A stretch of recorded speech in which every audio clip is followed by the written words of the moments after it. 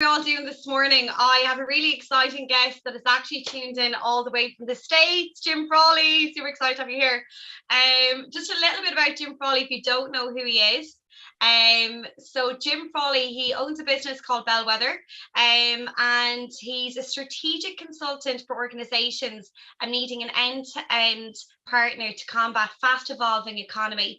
And he talks about this a lot in his book, and it's all around adapting and change management, which is really prevalent right now. And I think not even just now, if you do coaching, it is all around change management and how we manage ourselves and the environment around us when we look at change.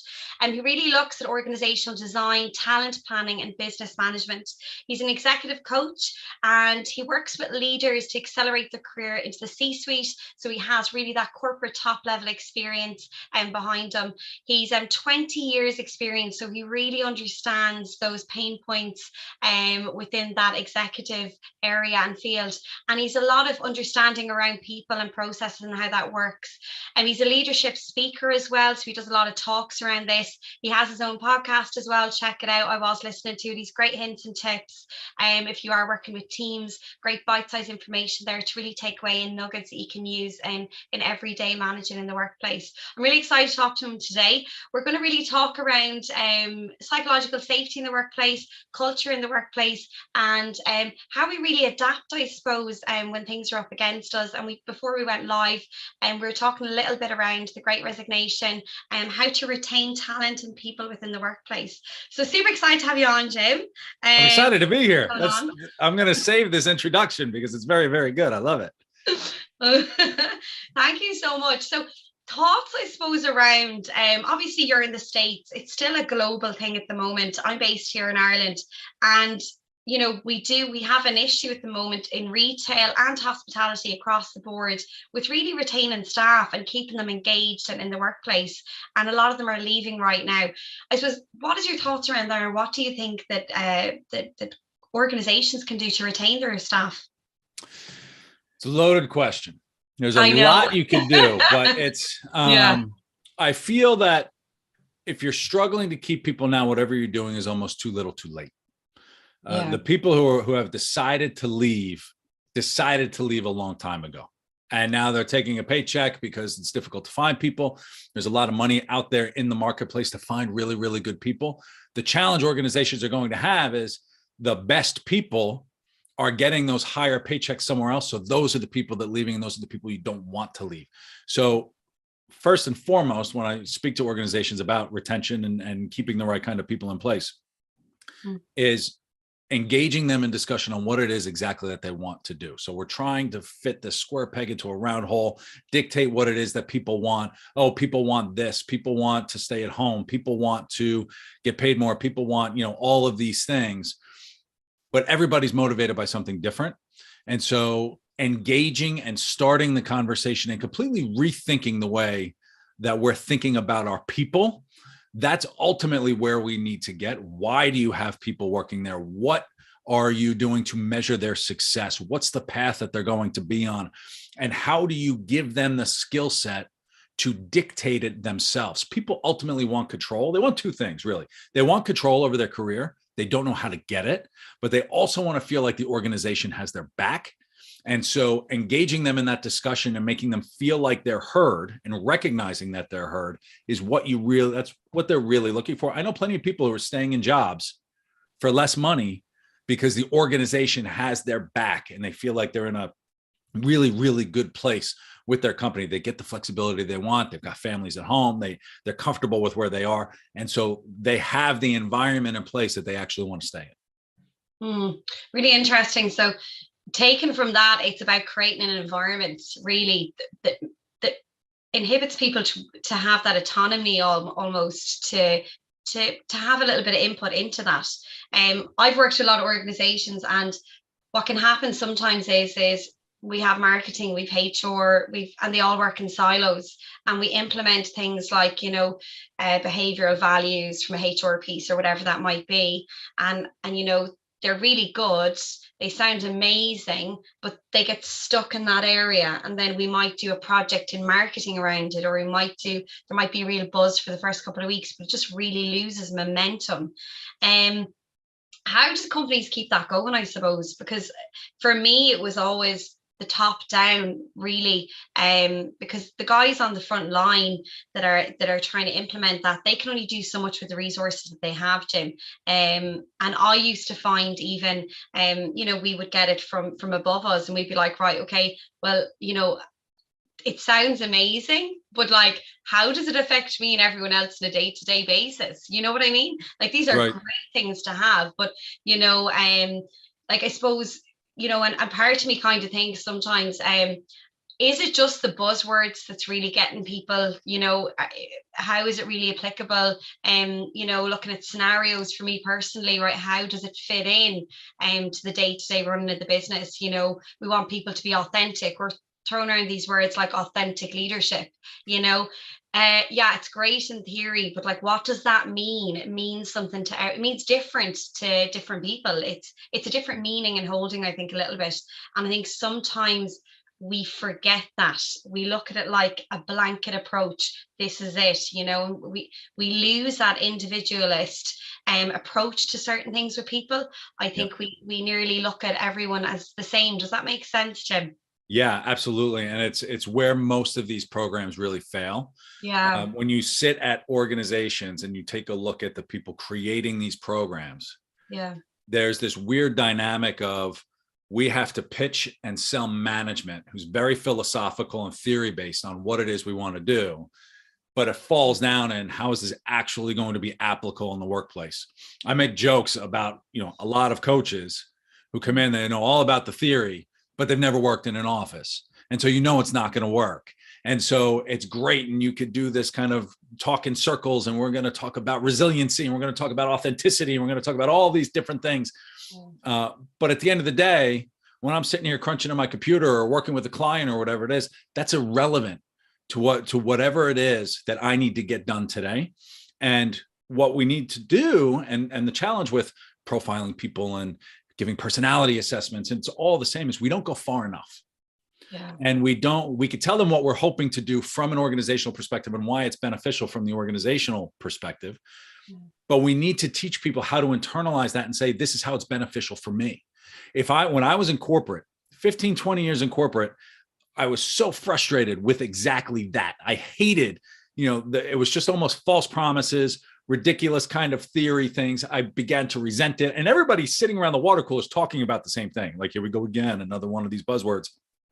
What I didn't realize until after I had left was that it was really good. I just didn't know how to use it. I didn't know how to make it my own, right? I would love to be resilient. I would love to be authentic, but I didn't know how to internalize it and take it that step further so that it was actually tangible for me. And so that's a major task to do, especially the larger the organization, because there's filters. And is the manager that you have capable of teaching you how to do that? And what are the resources? And how do you teach people to find what it is that they need so that they can learn to be really dynamic and resilient and authentic, and whatever the word is that you want to do? Because that's where it's going to be tangible, is when an individual can actually make those words real for themselves. Yeah, I absolutely love what you said there around it being tangible to you as an individual. And I think that whole piece of selling, that new program, that new project, that new thing to the management team, and it's all philosophical and it's all great in theory. I've seen that, and I've been there where, you're being told that this is the best thing. And, and I used to have people come to me on the same level as me. They'd go, Louise, this is absolutely bananas. This isn't going to work. Like, where do you think we're going to have the time? Like, do we have to close the door of the store and literally implement all of this? Like, how can we do that with the workload we have? It's totally unrealistic. So I would always say, okay, right, we don't want to be a negative Nancy, okay? Because if you ever say that to the person above you, they go straight away, oh my God, you're putting it down, but you haven't even tried it yet. So I'll go, okay, let's try it. Let's give them a bit of feedback. And look, it's not working for X, Y, and Z. I've tried it for this many weeks, whatever it might be. But at the same time, I used to always not wonder, right? Why don't they get the people that are actually implementing it at the bottom level involved in the process? And I still see it there, that gap. And I'm like, why in the name of God are we still in a place where we have these people who aren't actually implementing it? making this and not getting those people involved in it. And the companies that do really well are the ones that actually get people involved in that process, because they go, right, let's test it out at the bottom, see how that trickles up and what that actually looks like. Instead, they've seen this, this really, could be example what you said there, resilience training, whatever that might be, authentic leadership.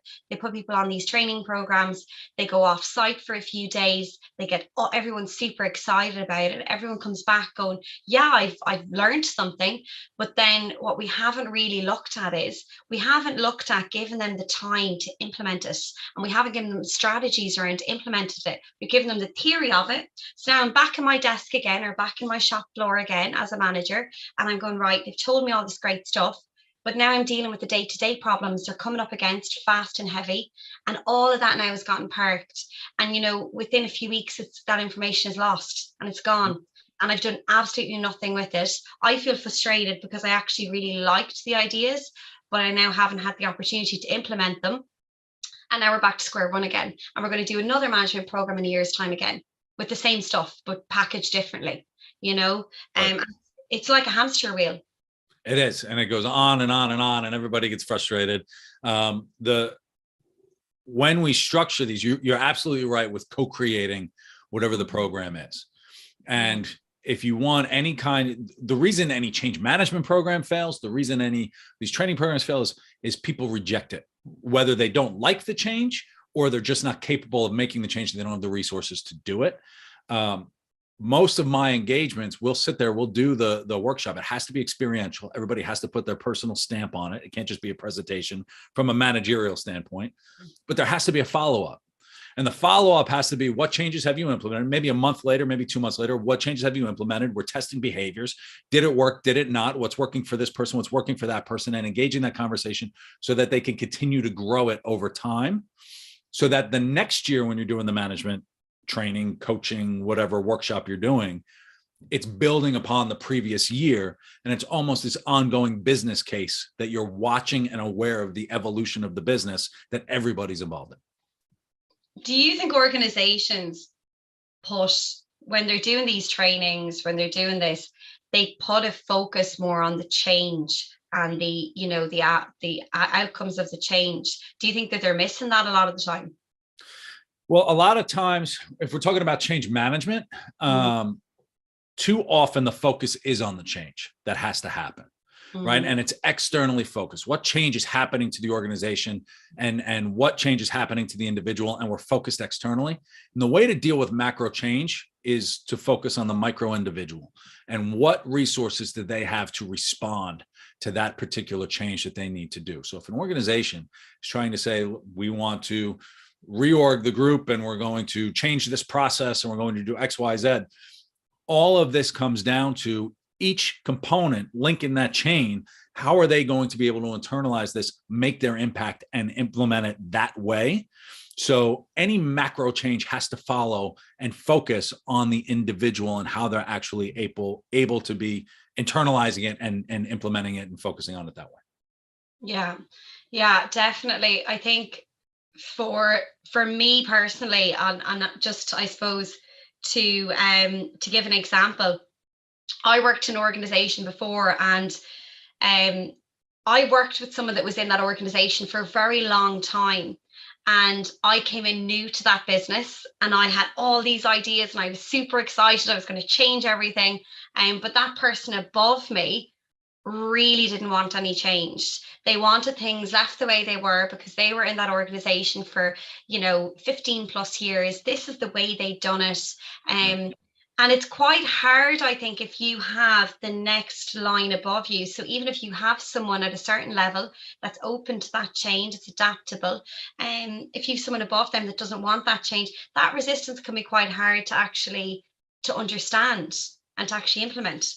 That's right. Yeah. And it's, I could name a lot of people from my time in corporate that it was so difficult and impossible to do and so frustrating that I eventually just left the organization because it wasn't going to change. Nobody above that person even cared about it.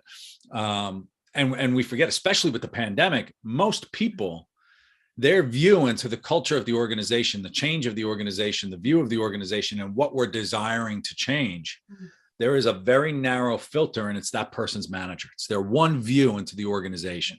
And so when we're all working from home, or we're all working from wherever, retail's a little different, but everything goes through that one individual. That is a major clog point for the organization and what it is that you're looking to do. So it's not just giving an individual the ability to figure it out for themselves. We have to also go one level above and say, give the managers the tools, because many of them don't know how to implement change. Many of them don't know how to have difficult conversations. Many of them don't have time to have the difficult conversations. So how do we teach them to do, from a time management perspective and a coaching perspective, teach them that they should be coaching each individual? What does leadership and management actually mean to the organization? When we're building learning and development programs now, they're so, and I lift under the hood and we take a look at what's there. This stuff was written back in like 1990. It's 30 years old. It was like old Jack Welch kind of ridiculous ideas and everything that we're trying to teach from a coaching and management perspective. And we know now that it's completely outdated and it doesn't work. And so we have to completely revisit and take a look at what are the breakpoints and what do we need to find in order to get what it is that we want out of the organization. Yeah, it's individual self-efficacy and teaching people how to see the bigger view versus the small view. But then also, how do you teach people? It's as simple as, how do you have a difficult conversation?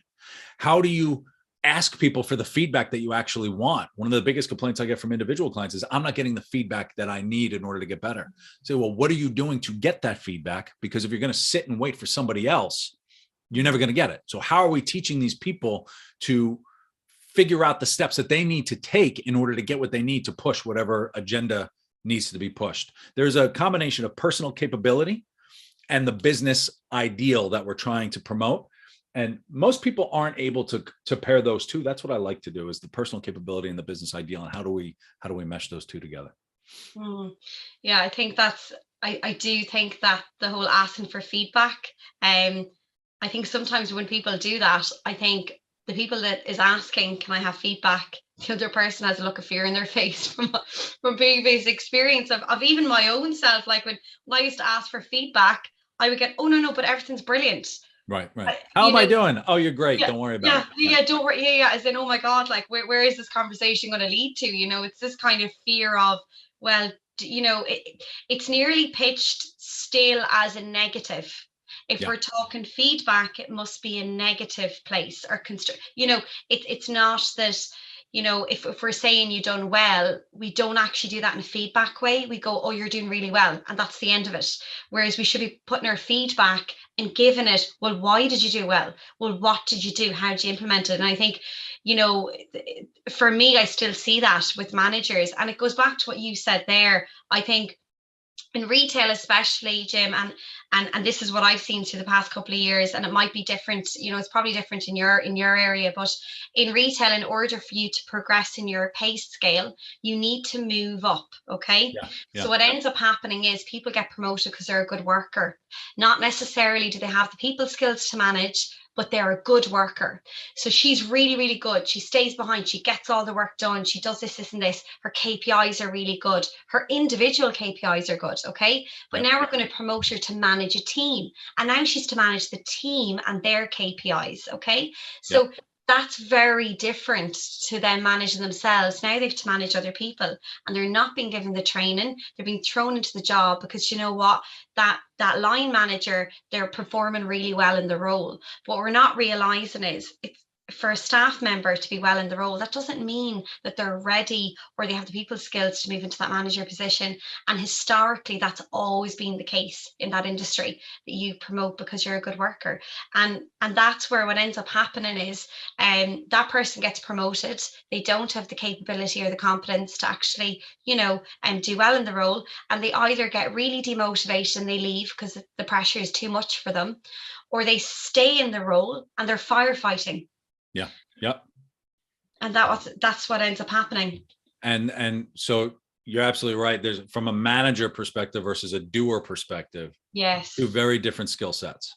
And there are actually three levels. If you look at, I was speaking to the head HR person in one of these organizations. He likes to teach people there are three. It's one, you're an individual contributor.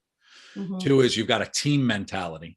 So how are you making the people around you better which is ultimately what management is all about, right? Your focus is on making them better. When you get people who are really good at sales, really good at these KPIs, they'll just say, oh, I'll just do it. I know how to do it better. That's not managing people in the right way. It's you're taking too much on. So many people fail that way. And then above that, you've got an enterprise view, which is beyond the store, beyond the organization, looking out across the industry. And so those are the 3 levels that people need to focus on. And when we're looking for that feedback to say, look, I want to be a manager, I want to run a store, I want to run whatever kind of group, in order to get that feedback, we have to express that desire so that people know the feedback to give you. And so you say, look, manager, I really, in the next couple of years, I'd like to move up into this kind of role of managing this segment of the business, whatever it is. I'd like to talk to you on a regular basis to make sure I can get the feedback on the skill sets I'm going to need to be really successful in that. And if you set it up properly, now granted, it should be the manager's job to be setting it up for you, but it doesn't always happen. You can set it up as well, where you start to articulate where you want to go, so that you lay the proper foundation so that people are able to give you that feedback that you actually need, so that you can learn that new skill set to managing a team versus just doing the KPI work and getting the normal day-to-day done. Yeah, definitely. And I love what you've said there a few times, where you've actually brought it back to the individual, and have them take that ownership piece. Because I do see a lot of the time, people get annoyed and they're sitting back and they're going, well, I'm waiting to be asked for the promotion. And I would say, why would you wait to be asked for the promotion? And many times where people they haven't gone for a promotion in an organization because they have that sense of entitlement. And because of whatever they've delivered, they feel, well, I've done so much that I need to now be asked for that promotion. But that's not the way things work, fairness and all of that, and processes. So it's quite interesting that, I don't see enough of that, people taking accountability for their own career in the workplace. Right. I don't see that a lot. And part of it is because it's how we were taught. Yeah.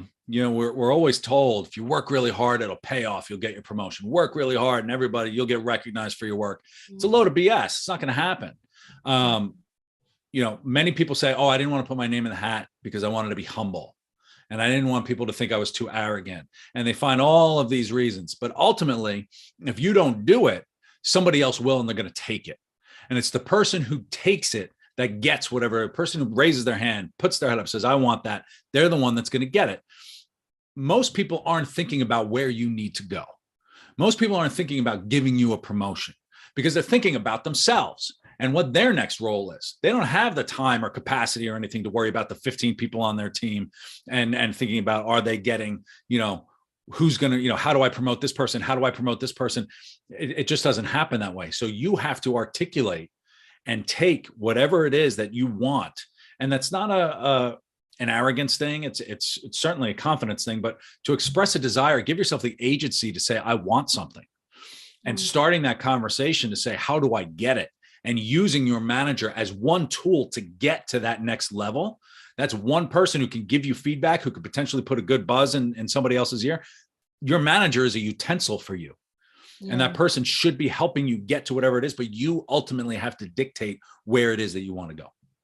Yeah, definitely. And we would always say, anywhere I've worked, I would have never chose a company. I would always choose the managers I'm going to be working with, because at the end of the day, they're the ones that are going to give me that promotion. They're the ones that are going to make that environment.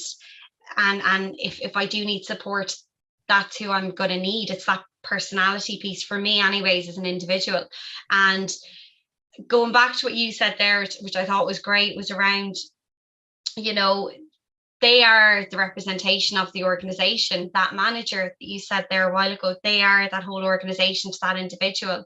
And it goes back to, I'm a parent, you're a parent. Our mums and dads were growing up, they're our whole world. Yeah, they're our worldview. And we go into the workplace, we have that one or two line manager. They are that company. They are that kind of worldview piece that we have. And I suppose people that are in manager positions at the moment in retail, how do they kind of get people, I suppose, motivated, or how do they get that kind of that buy-in? Do you think that they can do it on that level where it's maybe a very large organization, but they want to retain their team, and they could be running a small business, and what could they implement to really give, as you said there, that micro support on the individual, maybe having conversations with them, as you said, around, where they want to go. It was what you said there. A thought entered my head. I worked with someone, and I don't know, is this applicable? I worked many years ago, and I couldn't give the person a pay rise. Okay, we just didn't have the budget at the time. They were in college and they were studying visual merchandising. They wanted to do visual merchandising, the windows, all of that sort of thing. And I said to them, I can't give you a pay rise, but I know you're doing this in university and this is a part-time gig. But what I can do is I can actually send you to different sites around Ireland whereby you're doing these window dressings. So that will build into your portfolio for your degree, and will also give you that on-site experience. You can put that into your CV then as well when you move on. And they stayed with me because I offered them something that was of benefit to them. It wasn't the money, but it was something that was helping them, towards their future, really, their future career. And it was, again, having a conversation with them and going, right, what can I give them? Because as you said there, it's about being that utensil. It's about, well, what can they get? It's not just, there used to be a thing of, well, you go to work and aren't you lucky you have a job? So in Ireland years ago, my parents used to say to me, I'd be saying, oh, I'm just not enjoying this, or it's not going the way I want it. And they would immediately say, you're so lucky to have a job, and obviously I was born in the 80s, so they're kind of going, Louise, like, they went through that whole recession, we ended up moving to the UK at one point, but they have this mentality whereby, you should be lucky you have a job. And I'm kind of going, oh my God, I can't hear this anymore. It's not just about getting paid, it's more than that. Life is more than about that, But I was just thinking, is it things like that people could do to get that buy-in, or that kind of that relationship thing going, do you think? Yeah, it's, one of the things I learned when I left corporate, and I wish I'd learned way earlier, was that there are no rules, right? There are no rules in the way that things are supposed to be. You can ultimately create and dictate whatever it is that you want to do.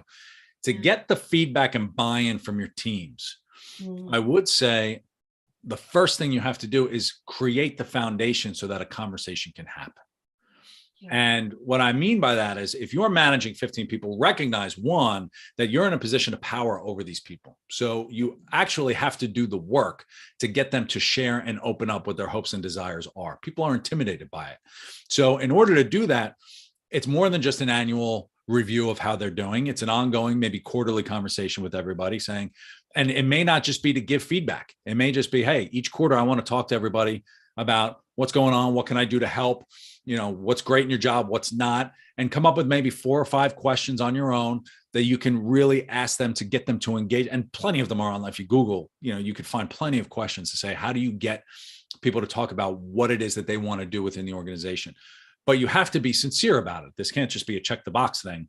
Yeah. You actually have to sit and talk to them and listen. You don't have to do all kinds of things and solve all their problems. It's more about starting the conversation and having it evolve over time so that you can co-create whatever that person wants to do next. Because ultimately, as your manager, you're teaching them how to ask these questions. You are a utensil for that person. So you're almost teaching them how to just use you a little bit, but then also go off on their own to dictate whatever it is that they want to do. And so that's, from a psychological safety perspective, when we talk about psychological safety, a lot of people just, they roll their eyes because it sounds so soft, but it's a legitimate aspect of managing people.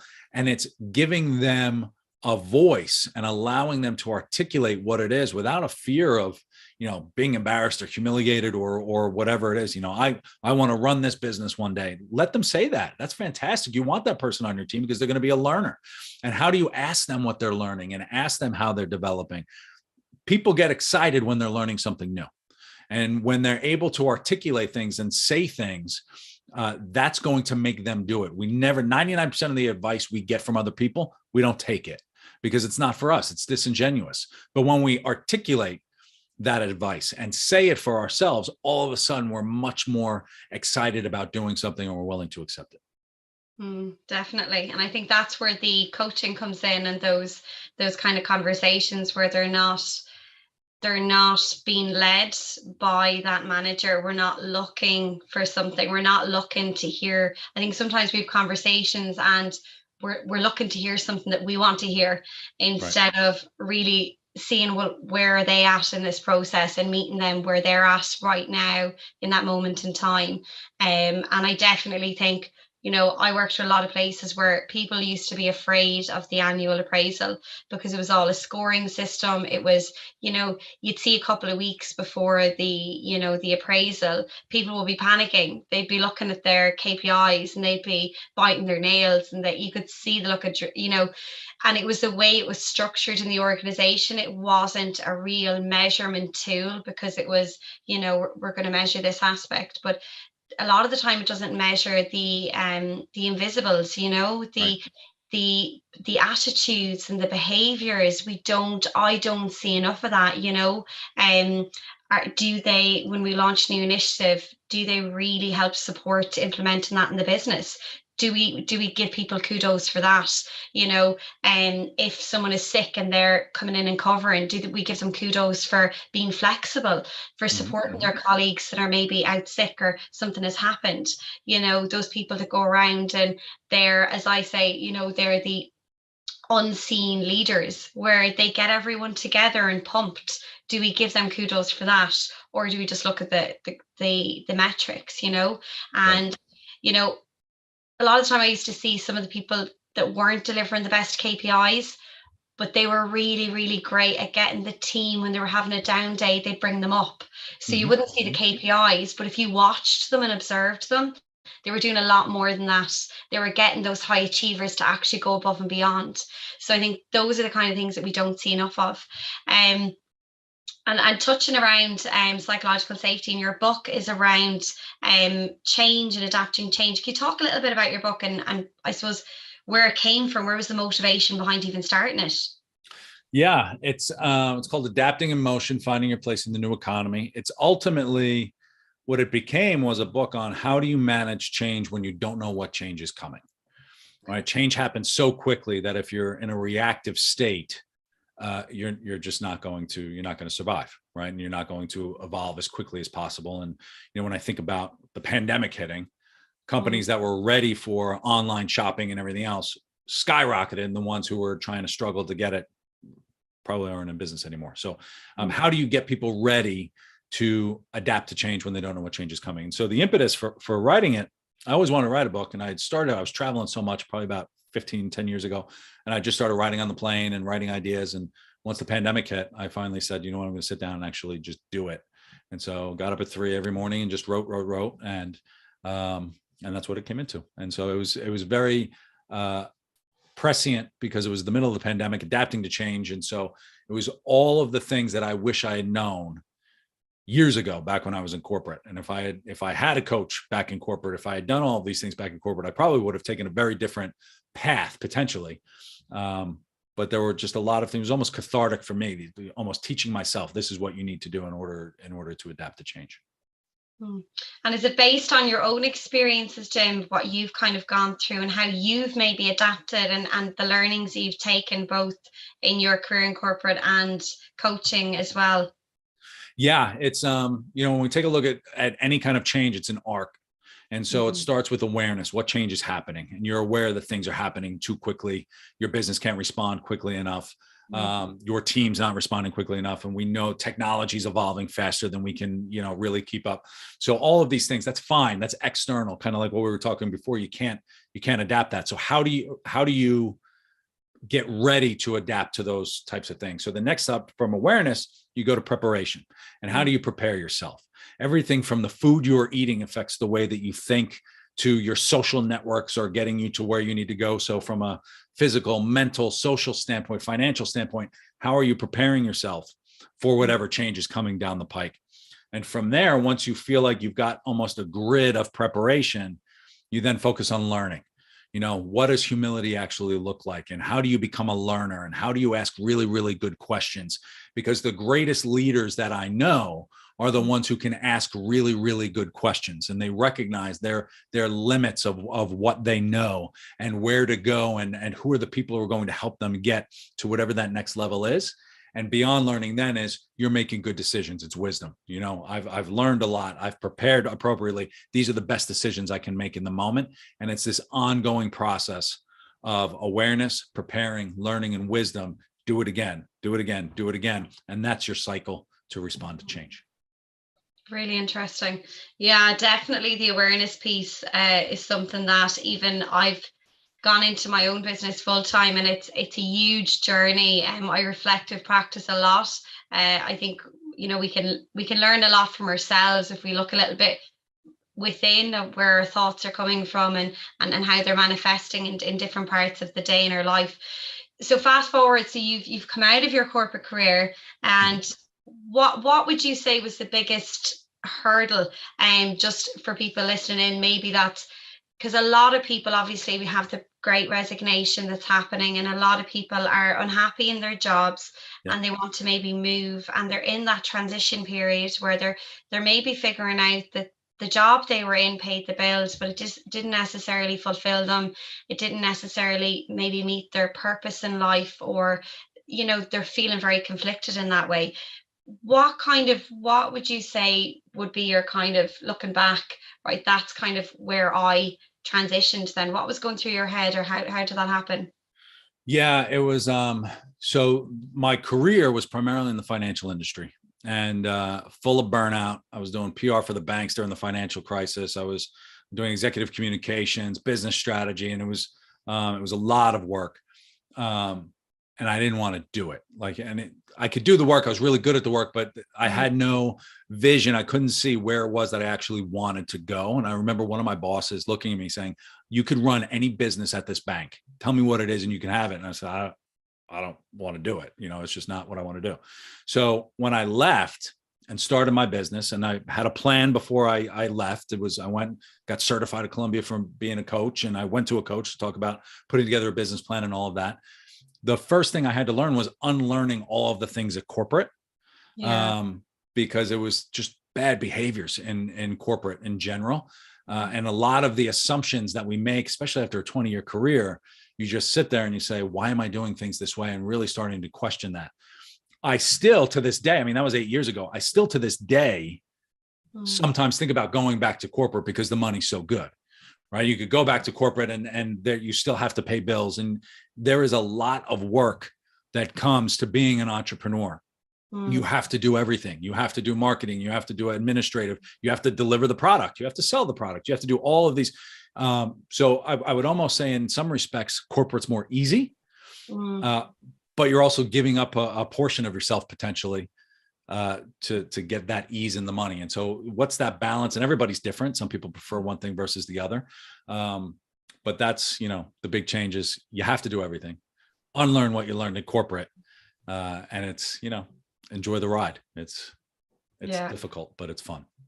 Yeah, definitely. I think if it's something, I think it's about, well, for me anyways, it mightn't be with everyone else. It's about feeling I'm actually making a difference in the world. That was always my thing within me, was that if I feel I'm not making a difference in people's lives, or I feel, I'm not going to be here forever. I want to have a life that I can stand back. If I don't have a Lamborghini in the driveway, if I don't have a big, huge mansion, is it really going to impact me on a day-to-day basis? Freaking not, but that whole piece of connection with people and helping them and their journey is something that always gave me joy within myself.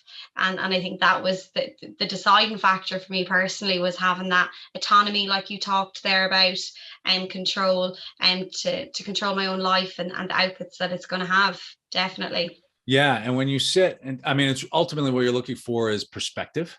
I think when you're looking to make a change for that is, are you okay giving up the paycheck?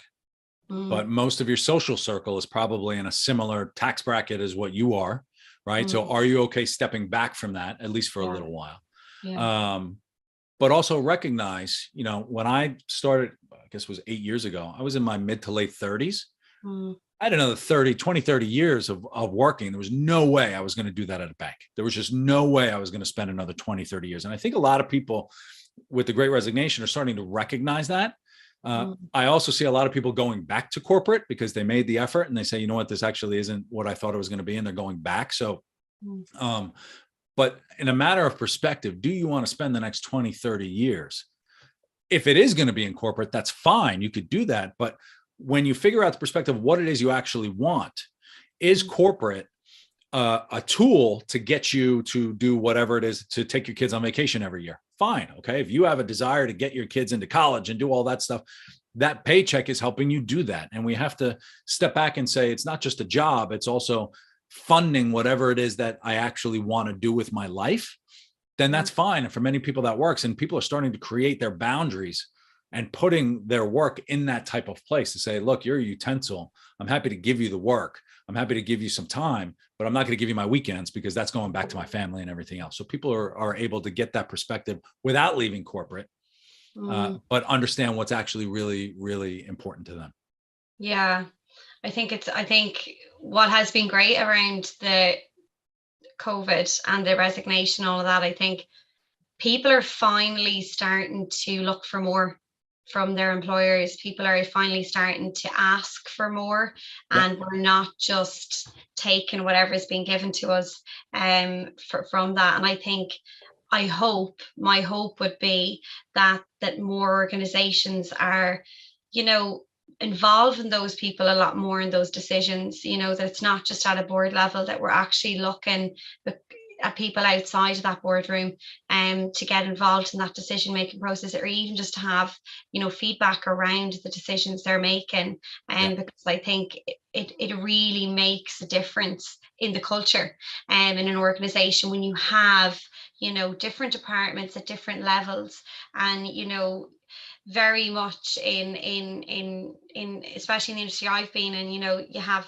this person, it's very much at a whatever level of seniority where that's how loud your voice is going to be heard, and I would love to see that flipped more around, whereby we have that upside down triangle where we're really looking from the bottom up, and we're getting more people, because we're really then seeing how things are being implemented on a day-to-day basis, not just moving on to the next. We buy in stock, we buy stuff, we ship it off, nobody ever hears of it again because now we're on to the next new project, and we never really analyze what the implementation has happened and what the outcome of that might have been.